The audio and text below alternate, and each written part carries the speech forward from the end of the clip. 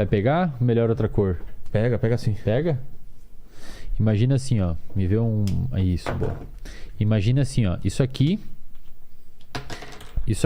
é em anos. Tá.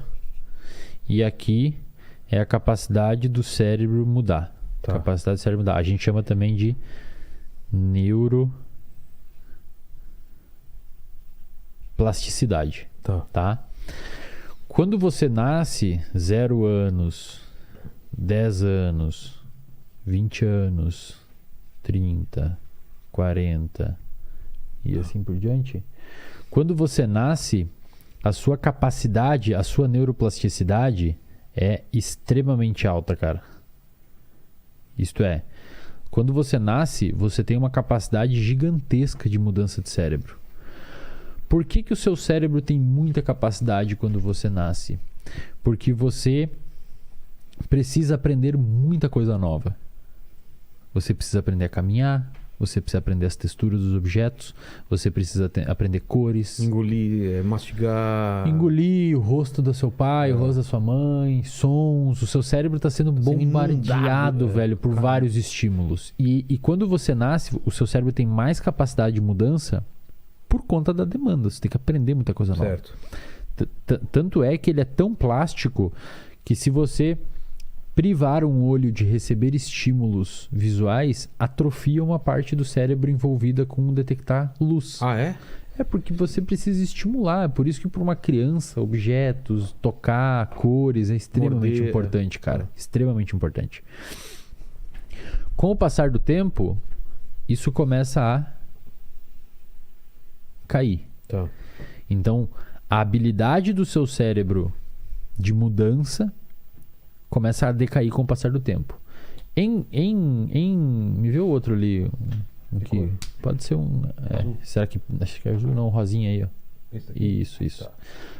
Em contrapartida, quanto menor é quanto mais a capacidade do seu cérebro de mudança diminui, mais esforço você começa a ter para mudar o seu cérebro. Tá. Então isso aqui é o esforço.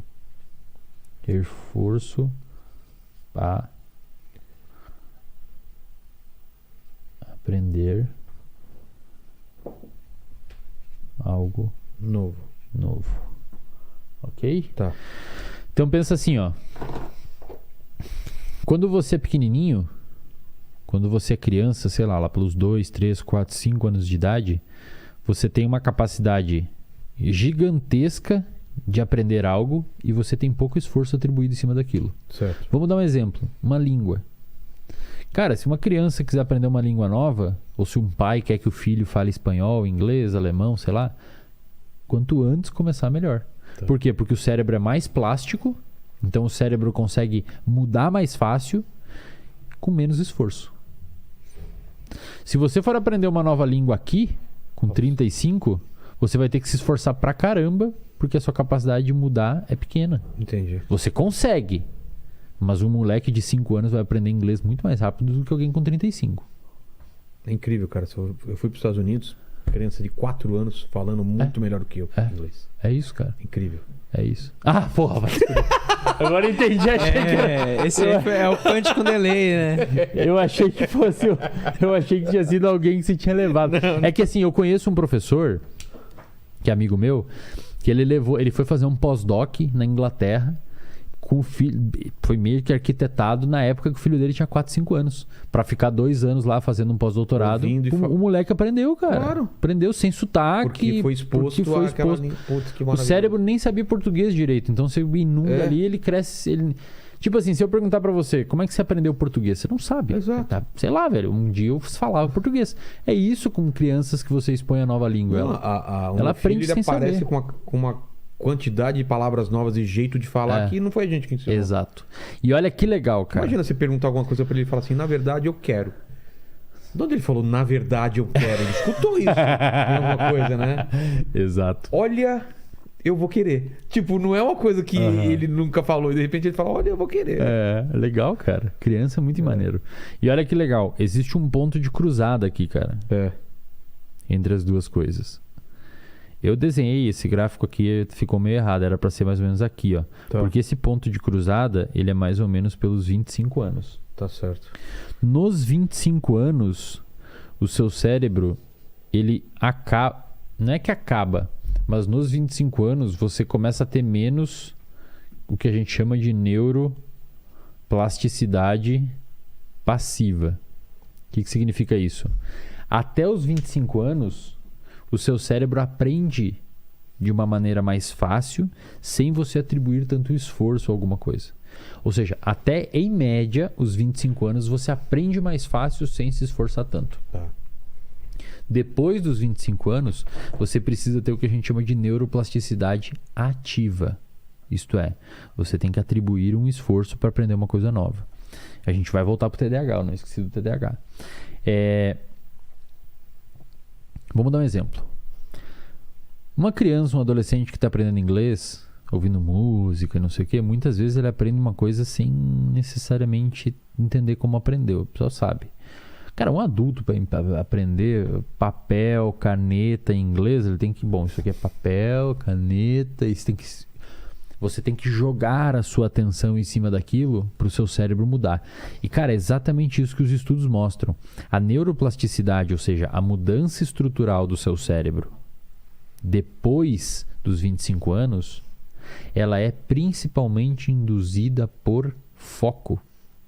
Ou seja, quando você está aprendendo alguma coisa nova, depois de, em média, 23, 25 anos, que digamos que encerra esse ciclo de neuroplasticidade passiva, quanto mais foco e esforço você atribuir em cima daquela tarefa, esforço cognitivo, mais o seu cérebro vai mudar via foco e vai reorganizar os grupamentos de célula, que a gente chama de neuroplasticidade, e vai armazenar aquela informação.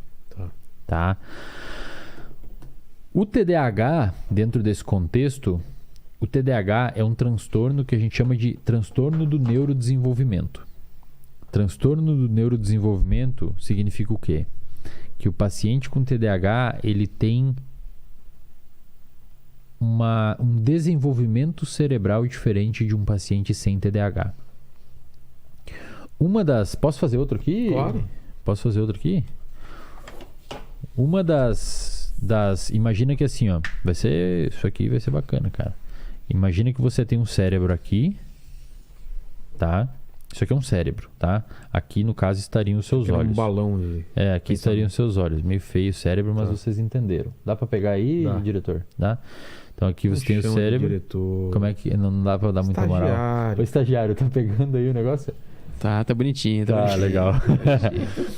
Uma região do seu cérebro especialmente afetada no paciente com TDAH é essa região aqui da frente, que a gente chama de córtex pré-frontal. A região do córtex pré-frontal é uma região muito envolvida com atenção, controle do comportamento,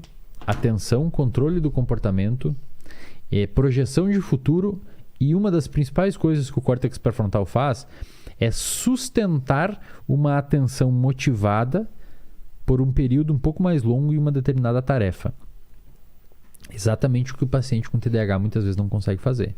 Ou seja, o paciente com TDAH, ele olha isso daqui, ele começa a ler um livro, e aí logo depois ele sai daquele livro, vai tomar um café, liga para não sei quem, fala no WhatsApp, vai no TikTok.